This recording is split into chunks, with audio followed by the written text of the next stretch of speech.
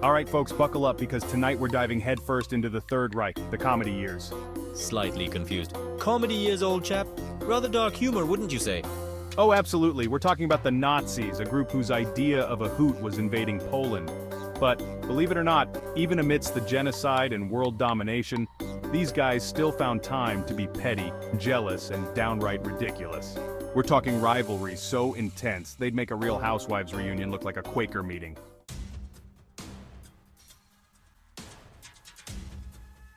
Indeed, these chaps were not exactly known for their camaraderie. It was more stab you in the back than scratch your back. What? You got that right.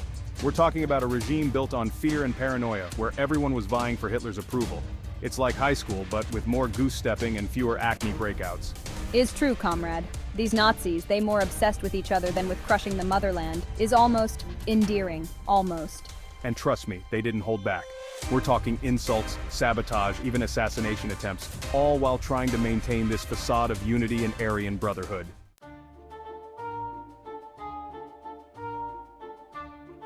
One can only imagine the chaos, old boy. What a dreadful bunch. Dreadful, yes, but also strangely hilarious. Imagine a room full of power-hungry egomaniacs, all vying for the attention of a moody dictator with a questionable mustache. It's practically a sitcom. Da is like a circus, but with less clowns and more war crimes. And just like any good circus, there's always a show. So grab your popcorn, folks, and get ready to witness the dysfunctional family reunion from hell.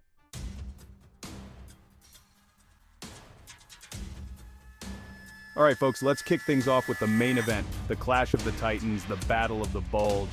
I'm talking about Hermann Goering versus Heinrich Himmler. Two of Hitler's most trusted companions, at each other's throats. How predictable. Oh, these two were like oil and water, fire and ice. A vegan at a sausage fest. They couldn't stand each other. Goering, the flamboyant, metal-loving peacock, always thought Himmler was a creepy little weirdo obsessed with the occult. And Himmler, with his creepy little glasses and his even creepier SS goons, thought Goering was a corrupt, power-hungry buffoon, which, let's be honest, wasn't entirely inaccurate.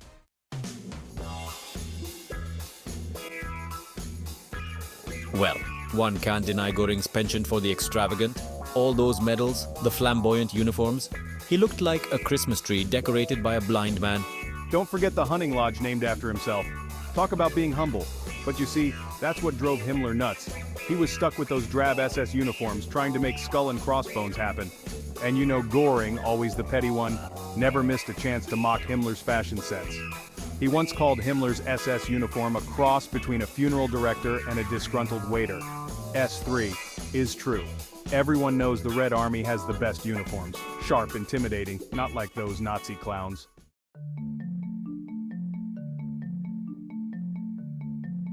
Himmler, he was a sneaky one. Like a rat in a cellar, always plotting, always scheming. S1. Oh, absolutely.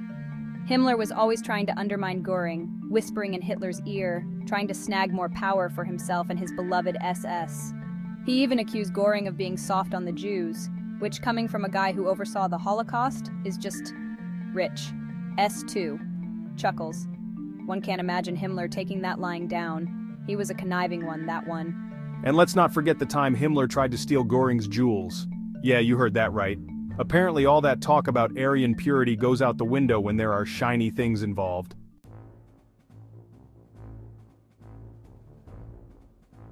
Speaking of shady characters, let's not forget the little poison dwarf himself, Joseph Goebbels. A man whose own mother probably wanted to punch in the face. You're not wrong there, old chap. But Goebbels, despite his Napoleon complex and truly unfortunate facial hair, was Hitler's right-hand man when it came to propaganda. He knew how to spin a yarn, that one. Duh, Goebbels, he was a master of lies. Made the Soviet propaganda machine look like amateur hour. But even the master of spin had his rivals, and none more so than the architect with a flair for the dramatic, Albert Speer. Speer was responsible for designing all those grandiose buildings and rallies that made the Nazis look way cooler than they actually were.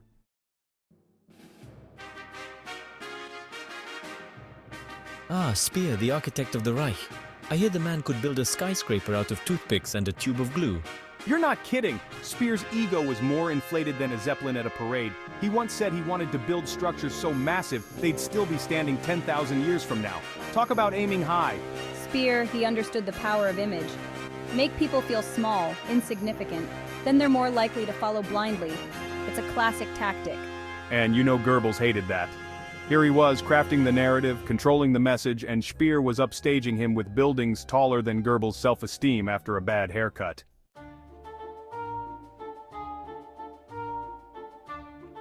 One can practically hear the insults flying across the room. You call that a building spear?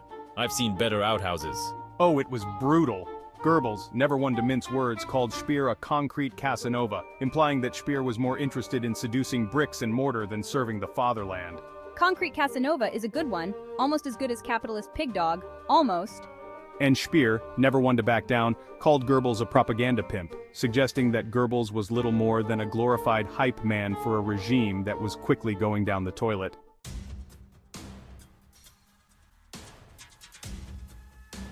I'd pay good money to see that, but you see, their rivalry went beyond just words.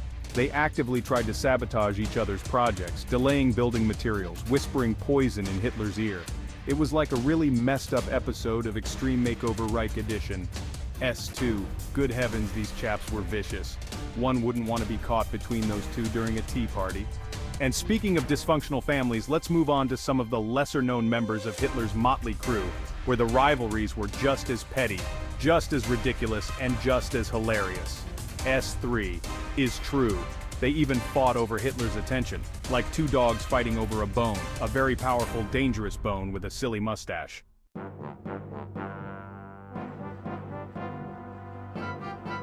All right, folks, moving on from the big leagues, let's meet some of the Nazi Party's benchwarmers, starting with a real gem, Robert Ley. Robert Ley? Good heavens, the man was a walking, talking bottle of schnapps. Now, that's not entirely fair. He was also Hitler's head of the German Labor Front.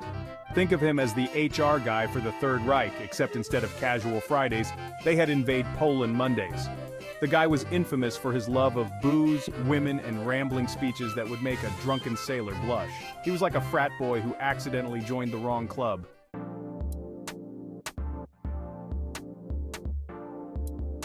You could say that again. Rumor has it that Ley once showed up to a Nazi rally so drunk, he tried to salute with a sausage.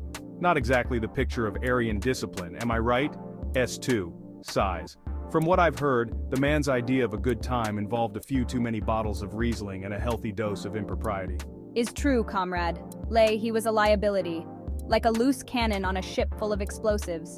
Dangerous and unpredictable.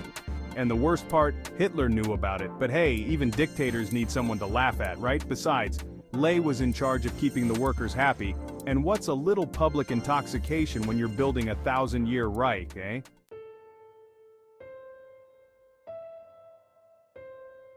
Well, at least Ley provided some unintentional comic relief, unlike that other odd duck, Rudolf Hess, the man who thought jumping out of a plane was a good career move.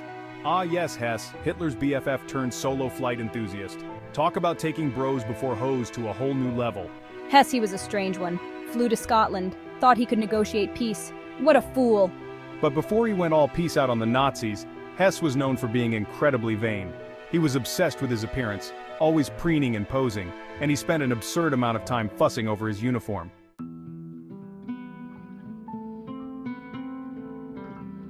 You'd think a man about to embark on a daring solo flight to enemy territory would have more pressing matters on his mind than the cut of his jacket. In the end, Hess's vanity couldn't save him. He ended up a prisoner of war, while the rest of the Nazi leadership continued their downward spiral of delusion and defeat, and all because he wanted to look good for the cameras. The irony, it burns. S3, da, is true. The man was more concerned with his appearance than with the fate of the Reich. Some deputy Führer he turned out to be. S1, you'd think, but no. Hess was convinced that looking his best was crucial to his peace mission. Word on the street is that he even packed hair gel and a comb in his parachute bag. Talk about priorities.